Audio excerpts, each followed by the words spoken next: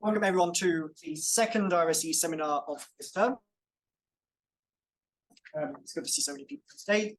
Today we've got Valentin, and thank you very much, Valentin, for joining us at 5 a.m. wherever you are. Yes. Valentin's a member of JuliaLab MIT and has done various computer things with all sorts of things. And today he's going to be giving us sort of an introductory talk to Julia with a little bit of dabbling into some HPC stuff, since that's what a lot of our guys are interested in. So with that, I guess the floor is yours, Valentin. Thank you, Jack, and thank you for having me. I gave a talk at ICCS about a year ago about Julia.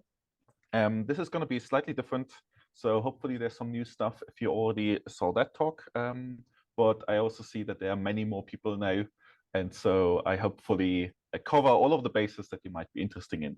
I hope I leave enough time at the end for discussion, and if you are really curious about specific topics, I also can take this talk into very different directions. Who am I? I'm still a PhD student working on my dissertation right now at the MIT JuliaLab, where I work on the Julia compiler and runtime. My goal in life is to make HPC and GPU-based programming fun, but mostly easier and more accessible to scientists, engineers, and people who need it. As part of that, I work with science teams to help them maximize the usage of Julia. I've been involved with, as an example, the climate science project at Caltech for about since the beginning, so about 6 years now. I generally have a bottom-up view. This is because I spent my time working on the compiler, so I may go too much into the weeds, but generally I try to give you the building blocks to form an understanding of what Julia is doing under the hood, so that you can then go and forget about it and remember it in 2 years when you need it. I have to particularly thank Jose Giordano, who is on the call today, because I borrowed some of his material and we've been collaborating for many years now. So what's Julia? Well, you might have heard about it. Julia is a modern, dynamic, general-purpose compiled programming language. That's a mouthful of words. I think I describe it as such that in a prior life, I used to be a student in Germany working in cognition on artificial intelligence and like neuroscience and all of those kinds of fun things. And I really struggled doing my science because all of the computational tools I was working with were kind of clunky or were MATLAB, and I just don't enjoy MATLAB. And so I ended up writing a lot of code in Scala for no particularly good reason, except that Germany has the foible of forcing people to learn Java as their first language. When I discovered Julia, something clicked in my brain and I found programming to be fun again. I was productive. I was able to do things quickly. And this was in like the before times with Julia 0.3. So I use Julia both in a very interactive settings where I pull up a REPL and I try out some things, or this is a notebook, right? Computational notebooks, predominantly Jupyter. This one is Pluto. We can talk about a little bit what's different about Pluto. Right. And generally speaking, right, we try to straddle the divide of being both good for teaching, interactive use cases, exploitative data science, but then also HPC use cases like deploying a climate model and running it on a supercomputer. And there's tension there, but primarily Julia can do some of these things because we include a just-in-time compiler. And I see it that we address a gap in the programming language landscape for numerical computing. There are lots of interesting programming languages out there that are meant for people who are doing systems work, or for doing web servers, or for doing who love functional programming. But there are very few programming languages out there that try to address really the needs and use cases of scientists, engineers, people who use computers to do their work and who are not primarily computer scientists. One of the slightly quirky, interesting aspects of Julia is that its main paradigm is multiple dispatch, or if you were around in the 90s and were interested in programming language, they used to be called multi-methods. And so we are not an object-oriented programming language, and what a function does depends on the type and the number of all arguments. So there's no single argument that has specific semantics, like in Python, where you have like the self argument. Functions are not associated with objects. They are on their own and they operate over objects. So in some ways, as I alluded to, like the target audience of different programming languages are often like the scientists who use MATLAB, or more recently a lot more Python, or if you are in biology and you do statistics, everybody's using R. But they have the need of making their code faster. They want to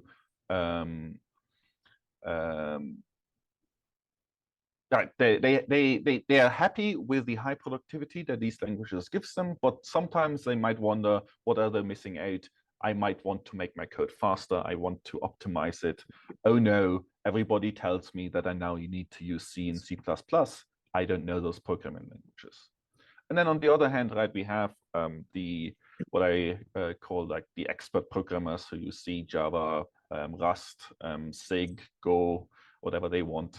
And they really care about the quality of the code and the performance of the code, and they're willing to trade in a certain amount of, in Java, we would call it boilerplate. In C, we would call it, having to think about pointers all the time. But it's not as intuitive, easily accessible. There's a reason why people like Python. And so Julia somehow ends up in the middle here, where it's both high level and dynamic, and is trying to like capture the attention of the scientist, but it also allows you to go in and you don't have to leave the language just to do performance optimizations. One of the things that I really like about it is that it's Julia all the way down, which means that the libraries in Julia are written in Julia. Sometimes, of course, they call out to C libraries, like there's no reason to not call a fast blast library. But predominantly, you don't have this boundary where you have some user code, then you have a library that exposes some functionality, and then, of course, there's a C library that's going to be called. You can learn Julia, you can start edit packaging, contributing bug fixes, or at least complaining to the maintainer that clearly there in this line there's a bug, just because you know Julia, and you don't have to learn yet another language in order to be able to do that. If you already know C, that might be less of a problem for you, but I've seen this time and time again where really we want to enable our users to also become contributors. And for that, we don't generally have any like special types in the runtime. So user-defined types and user-defined functions are as fast as anything the runtime or the compiler does. And on the other hand, you can also just call out to C libraries, Fortran libraries. There is also interoperability with Python, with R, with MATLAB. C++ is always a thorny subject because C++ does not like to play nice. So if you care about C++ codes and you want to talk to them, shoot me an email or reach out on Discourse. We can talk about the best ways of getting there, depending on what your needs are. So sometimes when you hear Julia, people talk about like the two-language problem. And it's like an old paper that describes this the separation of languages into two families, one of them being for interactive use and interactive use, high productivity, and the other one being like for real system uses. But as I've seen in many like science projects over the years, it's kind of, when we're doing the hard parts of the science or the algorithms, we want an easier language. We want a language that helps us instead of having to like think about how to implement the solver on the low level in C. We're like, okay, the solver is hard enough. We don't like, and the numerical analyst who truly understands the solver might not be the one who truly understands C. This creates a social barrier in projects. And it can be really empowering to see like the domain scientists keep doing changes without having to wait for the performance engineers to like implement their code. I once saw a project that was basically the scientist wrote some MATLAB code, then gave it to a performance engineer or HPC software engineer. 6 months later, they had an optimized C code, but by then the scientist had rewritten the algorithm 3 times. And so we're trying to solve this social barrier, this communication barrier, by having a team collaborate in one language and being able to achieve both the performance goals and the science goals in one. And some of the like flagship projects, there's XRPF, which is an ECP project at Argonne National Lab. They picked up Julia primarily just to do some prototyping. They just wanted to prototype their solvers. And then they were told that they have to run on GPUs, and they were like, oh God, now we have to rewrite it on in C++ to get it to GPUs. And one of the software engineers was like, no, let's try this Julia GPU stack. It seems to be working. And now they're running on Frontier and Aurora, so AMD and Intel GPUs, as well as an NVIDIA GPUs, of course, with one code written all in Julia. I think I talked about this. One aspect that I think is not to undervalue, like if you ever have done some serious programming work in Java, you might have found yourself fighting the language, where you're trying to understand, I don't know what this weird compiler is doing. Like, right, in Java, you have this phenomena that when you run your code 10,000 times, the compiler thinks, oh, this is really important code. Let me re-optimize it at a higher optimization level. But because optimizations often involve heuristics, you end up in this bistable pattern where at the higher optimization level, your code is actually slower. And you sit there and you're like, I need that 10% efficiency. Why are you stealing it from me? The Julia compiler is much simpler. And this is partly because the language design allows us to be simple, but also partly because we didn't have the resources to do a full tracing JIT. So it is not a tracing JIT. It is, you can explore, introspect, profile, and be relatively sure that the performance you're seeing on one system is the one that you're seeing on another system, and the one that you're going to see 2 hours into your compute run. Like the compiler is not going to come in and mess with your code behind your back. So Julia, when did we release version 1.0? A couple of years ago. Most recently, we released version 1.9. The Julia language itself is committed to stability, so this is semantic versioning. We've been focusing mostly on solving latency and infrastructure issues on the language side to provide a stable foundation to then let people build a big ecosystem on. And I think we've really seen since 1.0 was released that the number of packages has exploded. And you might, if you do web development, you might only find a few. But if you do optimization problems, you might have a plethora of choices. And so it's really the niche of the language also reflects, of course, what kind of packages are being developed. We have a yearly developer conference, happens every time in July. So the most recent one was quite recently. I still don't believe that fall has started. What is this October? We are clearly in August still. But all of the talks and the workshops, we try to put them on YouTube, and I think we should now finished. So there should be about 10 years of Julia talks on YouTube, on the JuliaLang YouTube channel. I've been, along with colleagues, Tim Besart most notably, been working on GPU computing support over the years. We started out about 8 years ago with only working on NVIDIA support, and then bringing up AMD, adding Intel. Now, for some reason, because apparently people like working on their laptops, we now also support Apple GPUs. And Mose Giordano has been working on enabling like support for a fun architecture like GraphCore IPU, where we don't have much documentation, and he has a fun talk at JuliaCon about how that works and what you can do with Julia on the IPU. Okay, so I'm gonna send Jack later a link to this talk so that you can also like follow the references. Public service announcement: please don't use Conda. Please don't use the Julia binary that comes from your Linux package manager. We recommend either using Julia Up, which is a Julia-based is a Julia version manager where you can switch easily between different Julia versions, or just download it directly from julialang.org.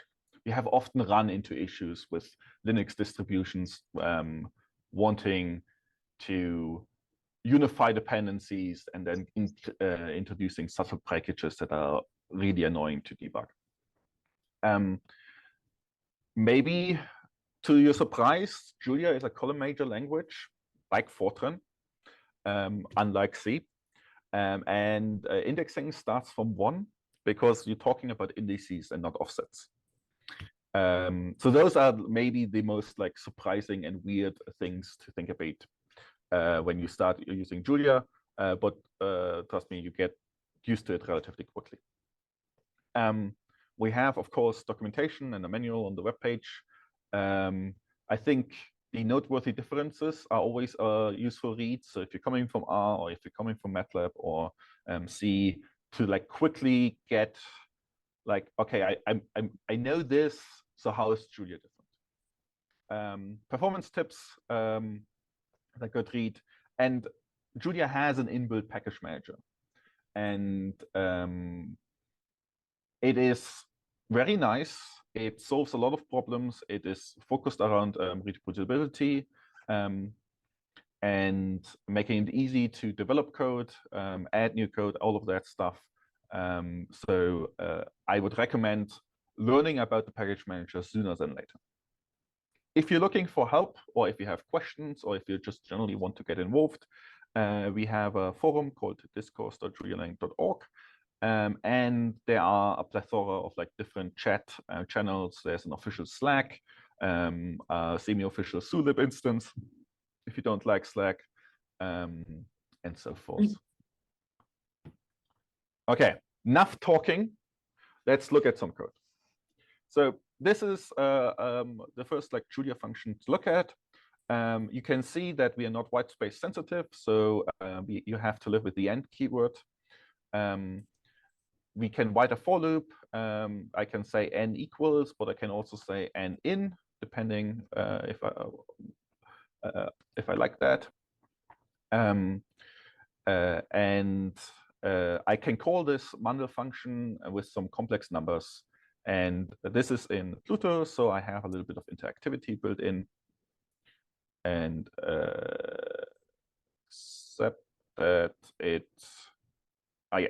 And you can see when I like move my sliders here, that the number that's being calculated, we're calculating how many iterations does this function take.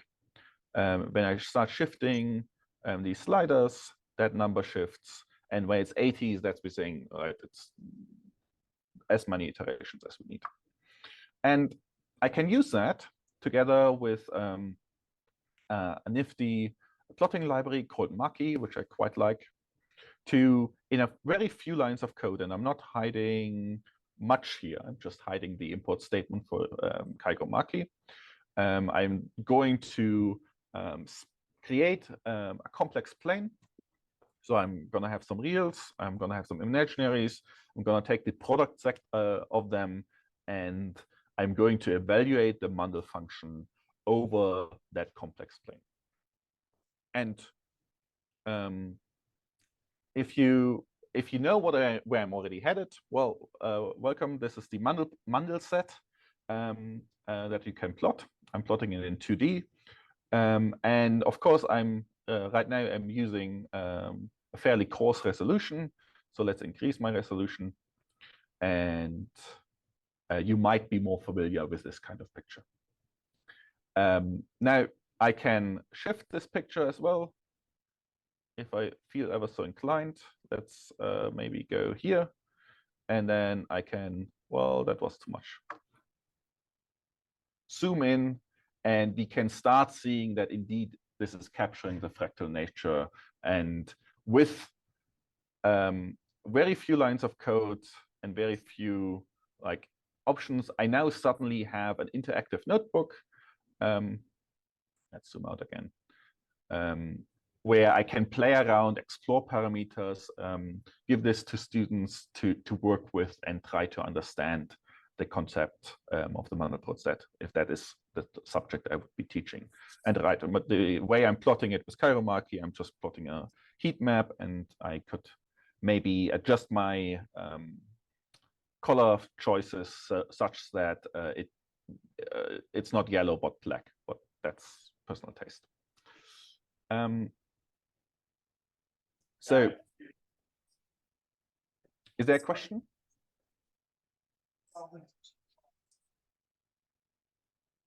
I don't hear the room if there are questions.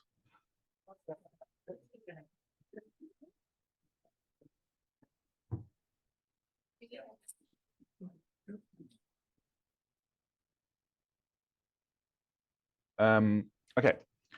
If there's a question, maybe we type it out into the chat, then I don't hear if something is being asked in the room. Generally speaking, Julia has types. So, and we talk about types a lot, despite being a dynamic language. As you might have noticed, like in my Mundell function here, I never said anything about what's the type of set, what's the type of C, what is the type of max eta. But then I'm creating a complex type and putting that in, and that works, of course. And so here I'm declaring an abstract type hierarchy, and abstract types are not instantiable. They don't have fields associated with them. They are only used to organize functions and to select methods depending on the arguments. And then I can create a struct, and the struct is final with two fields, primal and tangent. Okay. So multi-level dispatch in general is based on the notion that we have a function, like play in this case, that takes multiple arguments to either a type of paper or type of rock.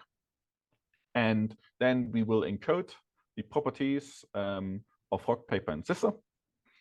And then when we will also encode the property that if the shape is the same, well, we will try again. And then this is a very common and nice trick of saying, hey, by the way, if my function is commutative, only define one direction and then define another function that basically just inverts my function itself. And I can use that to then play rock, paper, scissors with myself, which is not that interesting because I keep winning or losing, depending on perspective. But what is really interesting for me is that I can ask the question, which function is being called? And so we have a set of macros, and Julia's macros are always denoted with the @ sign. And I can ask the question, which play method is being called and it's line 8. So if I had line numbers, that would be more helpful right now. But it is, of course, the rock and scissor method here.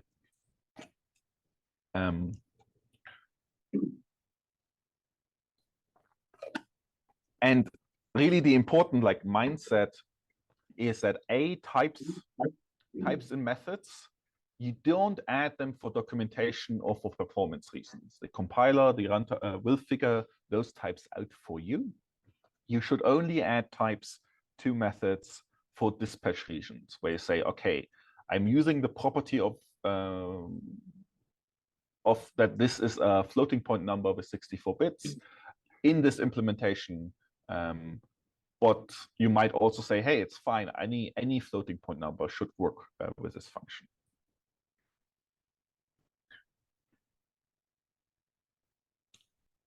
I've mentioned before that Julia is a dynamic programming language, and you will excuse me being a computer scientist and thinking about programming languages all day. I like to get my taxonomy approximately correct. When we talk about dynamic languages, from the user perspective, we often talk about the fact that the variables are dynamic, right? The type of a variable might change during the execution of a function. It also means often that types are checked on the fly during execution, in contrast to Rust or C, where types will be checked before runtime. That for me is like a less interesting analysis of what it means to be dynamic. For me, more interest is the question, can I add or remove code at runtime? And so if I'm in an interactive system, adding code must be somehow possible. And of course, nowadays, there's things like a C++ repo. So it is often the question, dynamicism versus not, is more a question of implementation and not necessarily language. So C++, famously static language, can also be used in an open world context. But if you look at a programming language, ask yourself, does this programming language have the function eval? Can a function itself add more code? And another question you might ask is, well, if I define a struct and I create an object, are the fields of that struct constant? Or can I change the fields of that struct at runtime? And if you ever worked with like Ruby or looked into the nitty-gritty details of Python, you might know that, yes, you can indeed add fields at runtime to a Python object if you really want to. Dynamics semantics are a spectrum, right? Languages choose different points on that spectrum depending on what kind of problems they want to solve. And I would say Julia has a dynamic type system. We use open world semantics with a slight caveat, but most importantly, our struct clarion is static. And what that means is that if I create a struct and it's just a plain old data type, I can efficiently create arrays of those data types, and I don't have to do pointer chasing. So Julia uses LLVM for its compilation pipeline, and it has multiple compiler stages, right? We do parsing, we do lowering, we then do abstract interpretation based type inference, which means we are trying to approximate the real runtime types during the execution of the program at compile time. But that is only ever an approximation, but we use that approximation very effectively to generate efficient code. We then perform high-level optimizations. Those optimizations are written in Julia. So if you're interested in working on compiler and but you don't want to deal with C++, talk to me. There are really a lot of interesting projects one can do here. Then after we've done our high-level optimizations, we perform code generation to LLVM IR. LLVM is a very common compiler framework these days. It's used by Rust, it's used by Clang, it's used by Flang, it's used by your favorite machine learning compiler. So it's a very big boat, a lot of people contributing to it, and it alleviates the challenge for us to have to support every specific like weird target feature, and we can focus on making Julia the language and our higher level optimization work really well. Then there's a whole set of LLVM middle end passes that do vectorization and other optimizations. Then we do backend. So we translate the code to x86 assembly as an example, and then we look at the native, we produce native code. If you use Julia before version 1.9, you might have gotten used, or it might have frustrated to the point that you stopped using Julia, that when you use a package like Maki, and then you do the first plot, you sit there and you wait for maybe 10, 20 seconds in the worst cases. In the best cases, it didn't take any time. But Maki was one of those packages that was famously for having a big latency hit the first time you try to do anything with it. And that was because we didn't cache our native code. We had the ability to do native code caching, but it was always in kind of specific special circumstances, like the system image, the code that Julia ships with, or application deployment using the package compiler .gl, which allows you to take your application, compile it into binary, and then run it, and not have to worry about your deployment as much.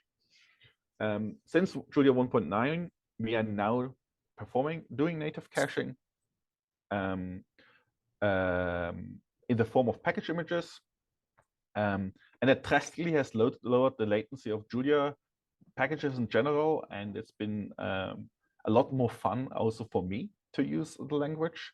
The only caveat is that creating the caches takes time. So you might spend more time in the package manager during like instantiation, but at least you only pay that cost once. Oops. Just as a note, because you might care about HPC systems, our cache files do have multi-versioning. That means you can get optimized code depending on the microarchitecture that you're running on. But if you're on a system, and especially some university systems like to do this, where they mix different generations of compute nodes, you might have to set the Julia CPU target appropriately, and there is documentation on how to do so. Now, coming back to like the compiler a little bit, you can interact with the compiler, you can ask it questions. And so as an example, here I'm using the dump macro out of meta, and it lowers that code into the expression tree. But then I can also ask Julia, well, what happens if you run type inference over it? And in this case, of course, because we're just doing like adding two floating point numbers, it's not too exciting. But this can help when you really want to like learn more about how to be performance engineering in Julia, how to get the most out of your Julia code. You can ask the compiler, and you can check that indeed it will generate the correct native assembly for your problem. Like if you are an expert in this kind of low-level optimizations, Julia provides you a plethora of different tools to interactively introspect your code and learn what it is doing. Like if you ever had used Godbolt for C++, that's basically built into the language. Okay. Right. So just very briefly, Julia is used in HPC. It has been used in HPC for many years now. We support all of the common HPC architectures.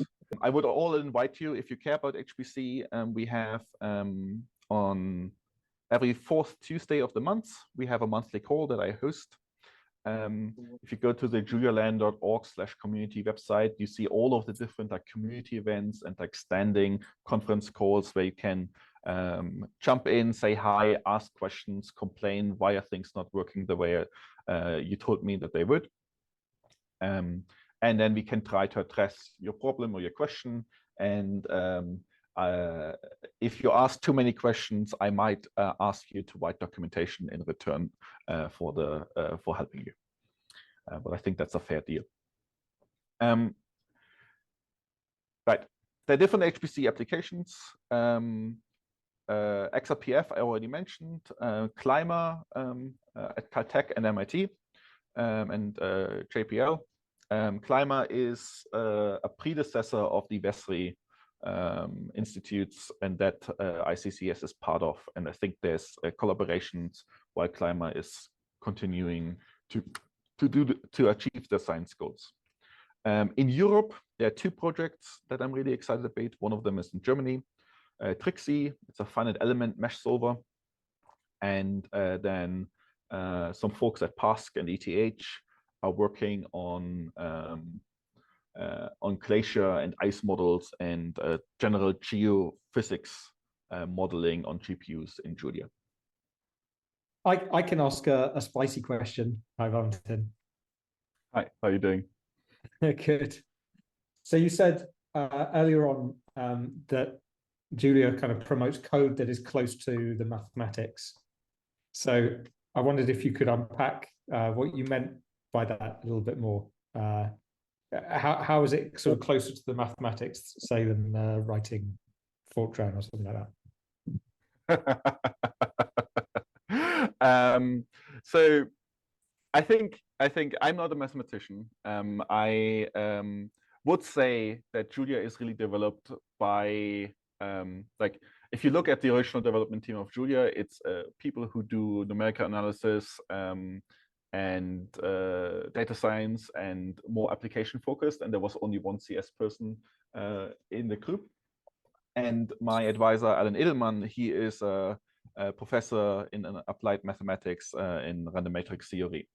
And so in many ways, I think his biggest influence over the language has been that we try to make like taking the math out of a paper and writing it in Julia should just work. That's always been an aspiration. Of course, it's not completely true. But if you do linear algebra and you want to multiply two matrices, it's just A times B. There's no import NP needed. And if you feel spicy, you can use Unicode symbols as variable names, and some people get really, really excited about that. Valentin, sorry, Valentin, yes. I think I saw in the presentation that you have the Adam implementation. Oh, yeah, I do, yes. Yes, but because if you do that side by side with the article, it's literally the same. Yeah, so this is code that I stole from, borrowed from Mose. And this is, in some sense, right, why some people are really excited about Unicode. In some sense, so if you, this is doing an Adam optimization. Adam is one of the many machine learning optimizers, just implemented by hand. The fun of it. And some people might say, oh, I don't like that there's alpha written as a Greek alpha instead of writing out alpha. But if you pull up the paper and you put the code next to it, it makes it easier to match up and just see the code as the math. I would say Fortran also does this well, especially with pure functions and like podcast and map. Let me show, okay. I have like 3 more slides, and then I'm going to skip an entire other section because we're running out of time. So GPU programming, we allow the user to target all of the different backends, and they're implemented in different packages because all of them are slightly different and slightly weird, and then we try to provide a common infrastructure on top of that. All of the GPU packages are not, the GPU compiler is not part of Julia base. It is an add-on package, and that allows us to very quickly adapt to things on the client. You can write portable code that is still low level. If you, as an example, want to implement the dynamical core of a climate model, you might want to do this. And this is kernel abstraction was one of my packages where I tried to abstract away the like CUDA specific and AMD specific terminology. But you can also write array-based abstraction code where you have a bunch of arrays and you write a training loop for machine learning. You use linear algebra, which is a package, standard library indeed. You can write your loss function as like more in a functional style, where say I want to do the sum over all of my distance values and also take the squared abs of the values.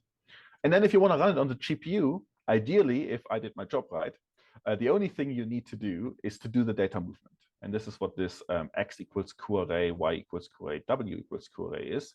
We're moving the data onto the GPU, and then we're running the same code. And hopefully you see some speed up if your data size is big enough, right? And this is always the problem with GPUs, is it only is worthwhile doing when your problem size becomes big. But then it's really worth doing, and then you run out of GPU memory, and then you're like, and NVIDIA asks you to give them more money. Yes, and this works because we use multiple dispatch and abstraction. So if you say I want to take the transpose of a matrix, you're not doing the operation here and there. We're creating an object that contains the transpose of this matrix, and then we use multiple dispatch to select the optimized behavior, and we end up in a call to a class library. And we never had to do the data transposition and the movement at all, which is like many systems can do this kind of optimization, but we're not doing it as an optimization on the compiler level. We are encoding these behaviors in the type system, and then we're using the fact that we have multiple dispatch to be able to do this method selection process. I'm going to put up these slides and then check the link as said.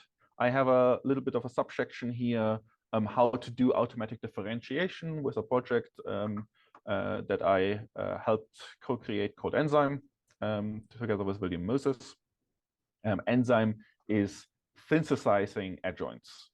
So you can give it a piece of code and it will create you a corresponding function that will calculate the derivative. If you've never done automatic differentiation, that might sound like magic. What's really nice about Enzyme is that it's not just functional code.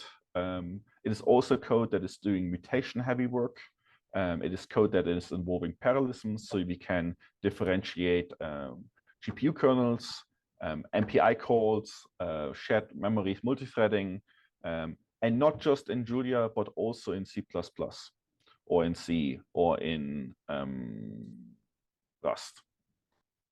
And if you want to add your other favorite language, it's also feasible. It's working in a language agnostic way. Okay, and with that, I think let's open the floor for questions. Correct, thank you.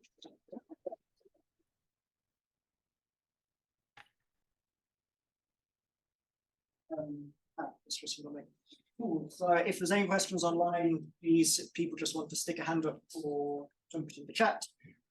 Is there anyone in here who's got questions, queries, multiple desires?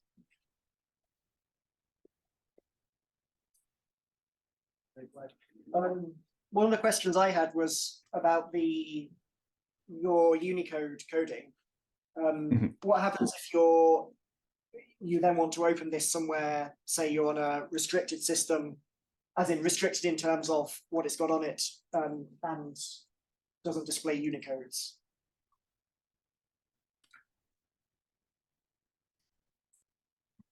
Yes, that is the problem, right? It also sometimes happens in browsers when you are in on an old browser and it doesn't support Unicode, and you're like then cursing that we can't quite read the code.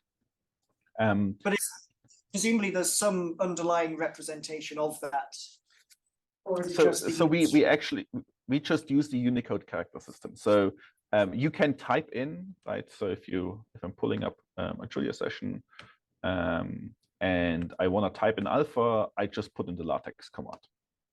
Now, if my terminal doesn't handle Unicode, then I have a bad time here. This is why I am not a Unicode user, but there is a time and place for it, I would say. It's like Oceananigans, which is a fluid simulator, has in its style guidelines where it's like, use Unicodes sparingly and where it makes sense. And I think that's a good approach to things. Don't want to overdo it. Yeah, I'll let you ask, and then if you want to hear it, I would do it. How much does Julia solve the two-language problem for real-time applications? If I do robotics control, audio signal processing, that sort of thing, where heap allocation are a big hazardous. There's a very nuanced story there. There are people who really want to use Julia in those kinds of contexts. So there's a project called static-compiler.gl, and their goal is the ability to do runtime-free Julia code deployment with no garbage collector in the mix, like compiling Julia for embedded devices. There are also users that are using Julia as is in soft real time. So what satellite control, Julia is being used for satellite control, and the engineering team was like, yeah, we didn't need to turn off the garbage collector. It was fine. We were careful with allocations, and in our time slice, we were able to do our work and whatever garbage collection might have needed to happen. So it's not as clear cut. It's not easy. It's not something that has received the most focus, but it is something that there is a group of people who are really interested in doing that. And hopefully over the next coming years, that will be a much more robust and better story, and I have a better answer than buyer beware.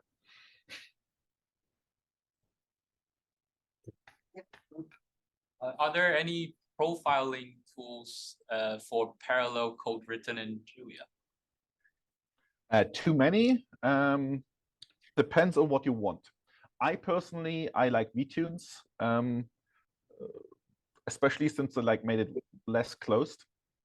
So vtunes works with Julia, as does other systems profiler. You can use perf. If you're doing MPI-based profiling, I personally am a big fan of NVIDIA's NSYS. Other ones might need some tuning or might need some work because just the way libraries work and everything and the way MPI works, everything is slightly special. And then Julia has an inbuilt profiler that you can also use, but that doesn't really target parallel programming as much. So if you're doing shared memory, that might suffice, but yeah. Tom, who is maybe Tom Meltzer, I'm not sure. Mystery Tom online. Yeah, it's me. It is. How does parallelism get handled in Julia? So do you have to specify, hey, I want to use OpenMP, MPI? Does it have its own threading thing? Like how easy is it to go parallel with the code, especially if you're looking at multiple nodes? So it is, the language itself does not say anything specifically about parallelism except shared memory. So we have our own task-based concurrency model. So you can write, I can say something like threads.add_spawn. And these are tasks, not threads. It's a horrible misnomer. Please ignore this.